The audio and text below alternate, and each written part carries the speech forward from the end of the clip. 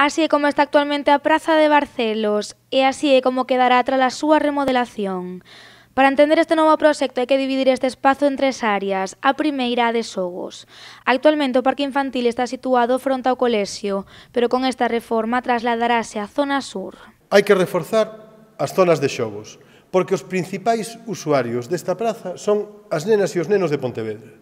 Son as persoas que máis van e que ademais máis espazo teñen. E nunha zona de altísima densidade como esta, onde vive moito neno e moita nena, é imprescindível que teñan zonas de xogo.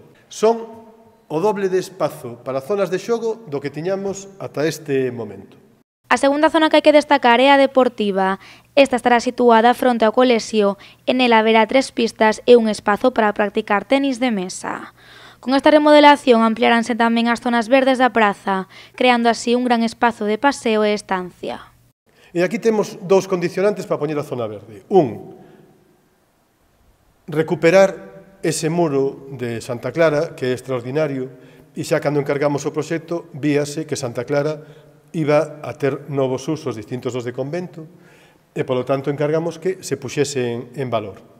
Se ademais mantemos eses plátanos centenarios que teñen unha altura de 7 e 8 plantas, polo tanto, conseguimos aumentar ese espazo verde que ademais alóngase ata o centro da praza con unha pradeira toda verde que poda ter outros usos distintos que os de agora a praza. Co obxectivo de favorecer aos negocios situados ao redor da praza, ampliaránse as beirarrúas e reservarás un espazo para as terrazas da hostelería.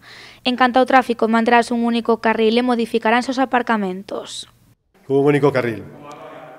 Subindo dende Perfecto Feijóo e saindo por Cobián Rofiñac. En liña seguro, de servizos é o máis razonável, pero de servizos sempre hai que discutilo ao final de todo, sobre todo coas persoas que teñen aí os seus negocios. A intención do Goberno local é poder licitar esta reforma en 2021.